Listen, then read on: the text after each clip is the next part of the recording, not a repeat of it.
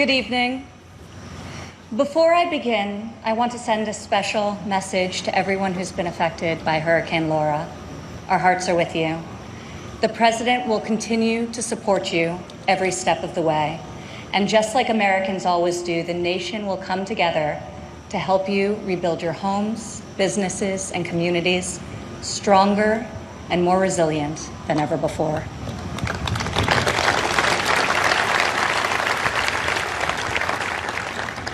Four years ago, I introduced to you a builder, an entrepreneur, an outsider, and the people's nominee for President of the United States. Tonight, I stand before you as the proud daughter of the people's president.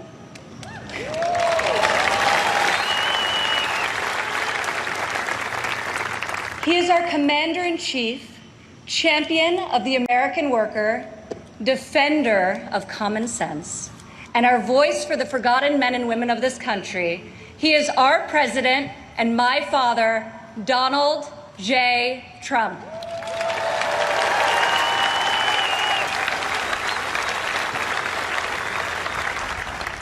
This evening, I want to tell you about the leader I know and the moments I wish every American could see. I want to tell you the story of a president who is fighting for you from dawn to midnight, when the cameras have left, the microphones are off, and the decisions really count. When Jared and I moved with our 3 young children to Washington, we didn't exactly know what we were in for, but our kids loved it from the start. My son Joseph promptly built Grandpa a Lego replica of the White House.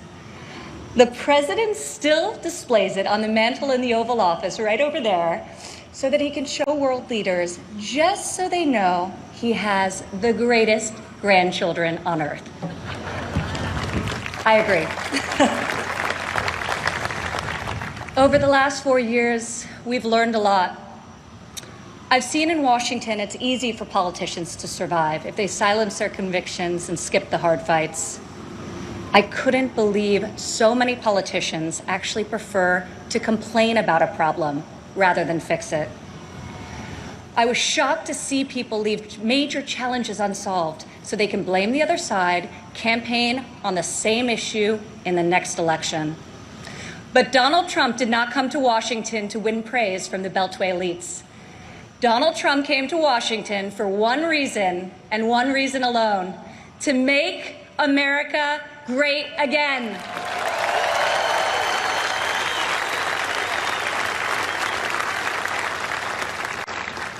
My father has strong convictions. He knows what he believes, and he says what he thinks. Whether you agree with him or not, you always know where he stands. I recognize that my dad's communication style is not to everyone's taste, and I know that his tweets can feel a bit unfiltered. But the results speak for themselves.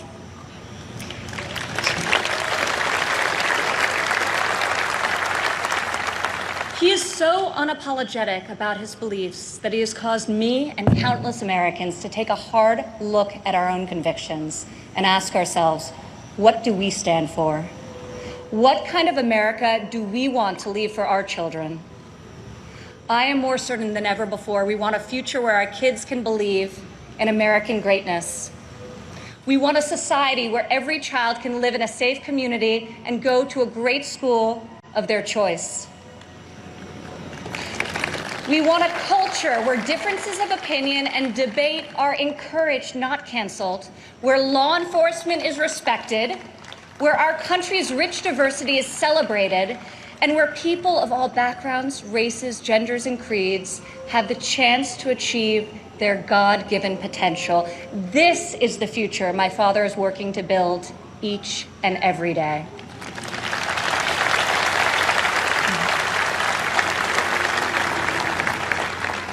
Building, after all, is what he's done his whole life. He has admired and befriended construction workers on countless job sites. But it has been a new and profound experience for him and for me to see these stoic machinists and steelworkers come to him with a tear in their eye and thank him for being the only person willing to go to the mat for them, for their jobs, for their families, and for their futures. To the hardworking men and women across America and here tonight, you are the reason my father fights with all of his heart and all of his might.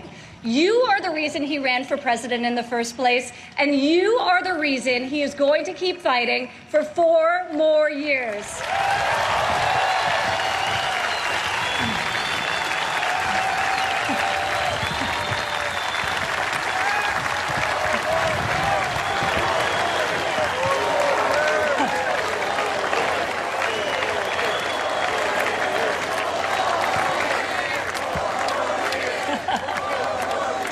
4 more years. I remember one evening in early February of 2018, we were in the Oval Office with my father's top economic advisors, and the president was pushing to keep the promise he made to renegotiate the bad trade deals that had gutted millions of middle-class jobs. Most of his advisors argued that the economy was so strong following our historic tax and regulatory cuts that it didn't make sense to risk rocking the boat. After the meeting, as I walked with my father back towards the residence, he said, "You know, the reason this has never been done before is because our leaders haven't had the guts. When the economy is good, they settle for good, and when things are bad, they don't have the will or ability, so they kick the can until it's someone else's problem." He was right. If my father didn't take on these fights, no one would. In the months that followed, President Trump refused to settle for a good deal. He wanted a great deal, and ultimately, that is exactly what we got.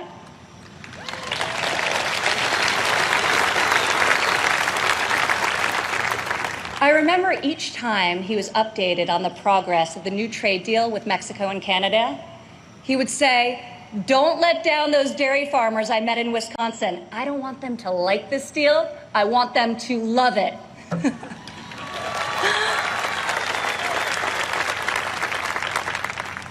Today, in the midst of this unprecedented global pandemic, it's more clear than ever that our president was absolutely correct to take on trade when he did and bring our jobs, our factories, and our life-saving medicines back to the USA.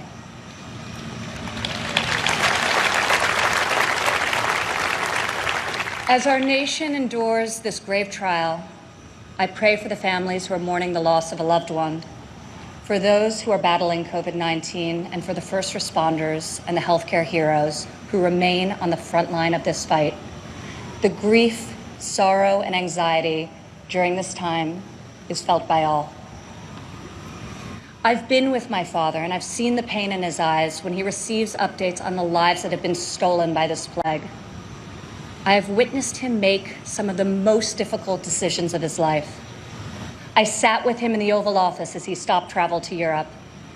I watched him take the strongest, most inclusive economy in a lifetime, the lowest unemployment in a half century, and the highest wage increase for working families in decades, and close it down to save American lives.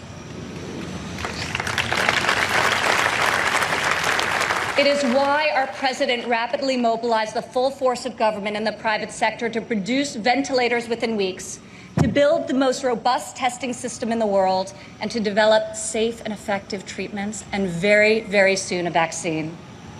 My father isn't deterred by defeatist thinkers. The word impossible, well, it only motivates him. Donald Trump rejects the cynical notion that this country's greatest achievements are behind us. He believes that nothing is beyond our reach and that the best is yet to come.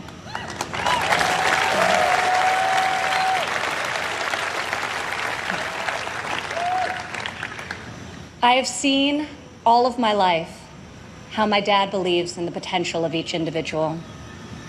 Earlier this evening, we were all inspired by the incredible testimony of Alice Johnson, a great-grandmother who was sentenced to life in prison for a first-time nonviolent drug offense.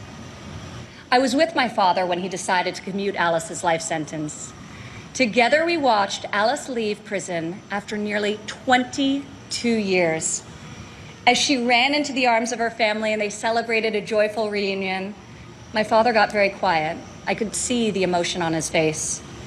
After a long silence, he looked at me and said, "Imagine how many people there are just like Alice." From that point on, he became a voice for those who had been unfairly silenced in our prison system. President Trump rectified the disparities of the 1994 Biden crime bill that disproportionately hurt African Americans. Against all odds, he brought together Republicans and Democrats and passed the most significant criminal justice reform of our generation, and we're just getting started.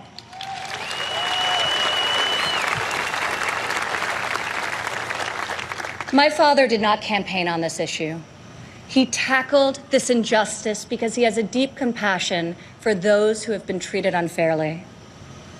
More than rhetoric and political prose, the ability to build consensus and achieve bipartisan success will help heal our country's racial inequities and bring us forward together. President Trump is advancing the American values of work and family. 4 years ago in Cleveland, I said President Trump would deliver for working women. Last year, over 70% of all new jobs were secured by women.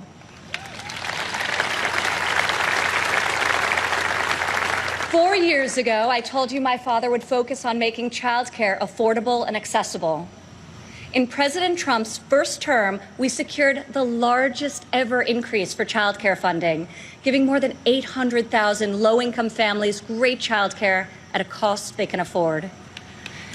As part of Republican tax cuts, in 2019 alone, our child tax credit put over $2,000 into the pockets of 40 million American families.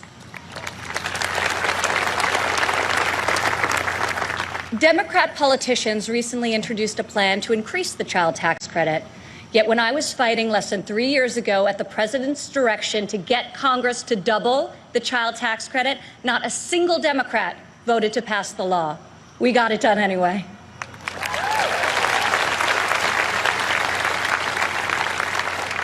Four years ago, I promised that President Trump would support mothers in the workforce. In his first year in office, he signed into law the first ever national paid leave tax credit. Today, 8 million more Americans have access to this benefit.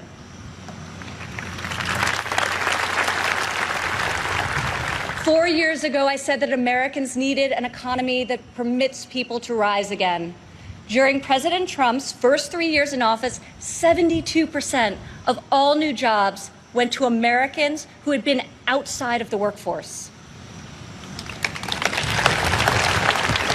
4 years ago, I told you I would fight alongside my father, and 4 years later, here I am.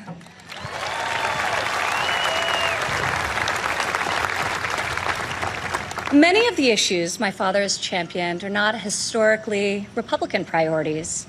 Yet where Washington chooses sides, our president chooses common sense. Where politicians choose party, our president chooses people.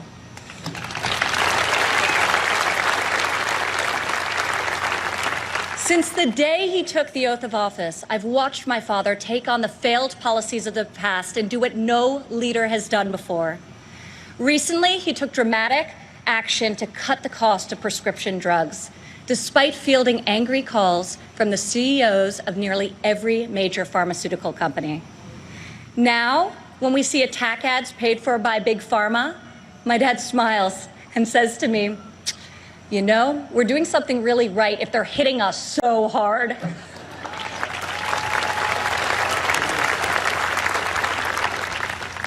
This spring, our president saw that American crops were going to waste because food supply chains were disrupted by the virus. He directed Secretary Perdue and me to find a way to get this nutritious food, fresh fruit, vegetables, meat, and dairy, to families most in need. Within a matter of days, we launched the Farmers to Family Food Box program, which has now delivered over 100 million meals into the hands of American families.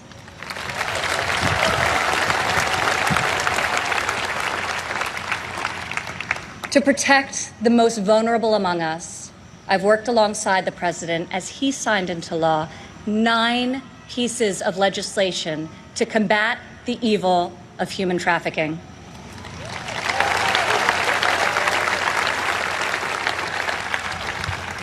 I've stood by my father's side at Dover Air Force Base as he's received our fallen heroes, and each time it has steeled his resolve to finally stop the endless foreign wars.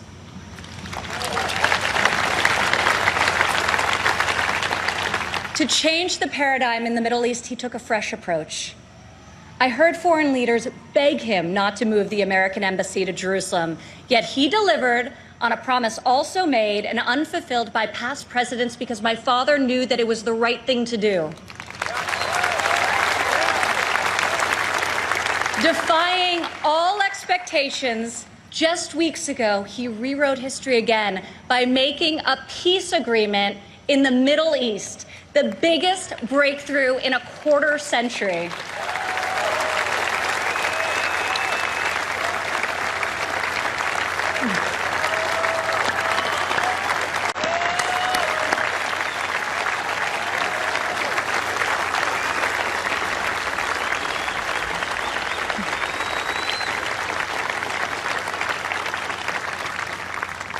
For the first time in a long time, we have a president who has called out Washington's hypocrisy, and they hate him for it.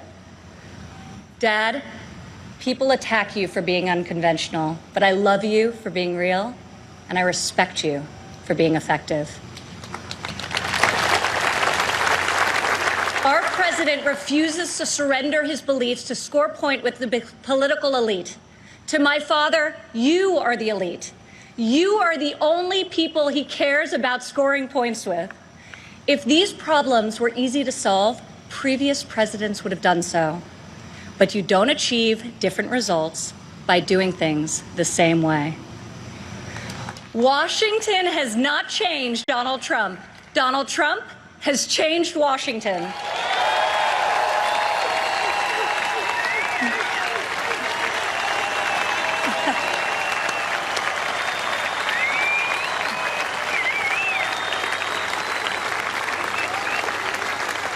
America doesn't need another empty vessel who will do whatever the media and the fringe of his party demands. Now more than ever, America needs 4 more years of a warrior in the White House.